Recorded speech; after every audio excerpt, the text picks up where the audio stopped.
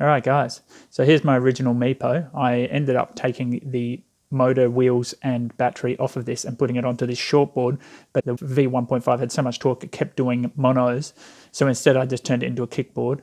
I then took it all off and put it onto this original kickboard I had, which was a fishtail on the end, so you could actually lift it, but it had so much flex that it wasn't very good to ride, and then it was so long it just became awkward. So this is now going to be just a spare deck. And now I've got my Meepo Classic, just arrived today. It's packaged pretty well the same as the last. The first Meepo I bought, the V1.5, had an external box and an internal box. This one just has some cardboard and internal box. Ripping off the cardboard now. Let's open it up and see what's inside. The packaging looks identical to the first Meepo, obviously with different printing. Internal printing looks absolutely identical. Yeah, the packaging looks identical to Meepo V1.5 that I bought last year.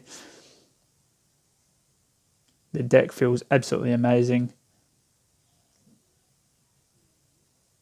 And besides the white walls on the front wheels, the orange gaskets, and the new wheels,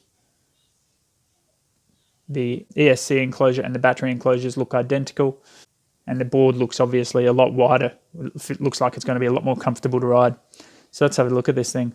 Where the trucks mount up the very front here, they're lower. If you have a look where my hand is here, that is actually where the board would normally sit. But this classic board has a special notched out groove that the trucks actually sit with the top of the truck above the board instead of bolting below. So it gives you a lower center of gravity. All right, we've got the new remote here, and it didn't come with a finger hole. The old remote here next to it's quite a lot smaller, and it has a finger hole. I absolutely love that. Yeah, I'm quite disappointed, especially even the booklet that I got says that it comes with a remote with a finger hole. But besides that, the remote feels great, and all the controls feel really great. All right, in here we have a little wristband and business cards. They are going straight in the bin. All right, just a truck tool to tighten and loosen your trucks, and just a little multi-tool. What else we've got? The charger. Well, this is interesting. The charger's quite smaller. That's the charger on the bottom, and that's an old charger on the top. And interestingly enough, they actually have different charge values. The old one's a 36 volt, or actually it says 36 volt plus, and the new one says 42 volt. This is just a little multi-tool to undo your polyurethane from the new wheels, because the new wheels have removable treads. What's this? Just a USB cable to charge the handset and a rear light. Now, the original one that I have around here is red. Where is it? There it is. And it'd be interesting to see what color. They put multicolored LEDs.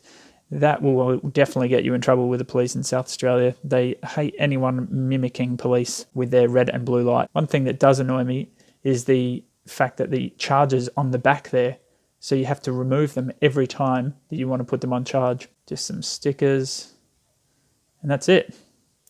All right, here are the boards side by side. The new Classic looks actually a little bit longer. All right, so the wheels, as you can see now, the new wheels have these 6 screws, which is what the little multi-tool's for. The actual polyurethane rubber around the outside slips straight off, and you can just replace it.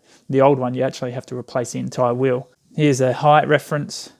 You can see the trucks mounting to the top side, creating a lower center of gravity, and a deck that actually has a downwards curve in it is creating quite a lower deck. Anyway, that's it guys. Thanks for watching. Don't forget to like and subscribe to see more content like this.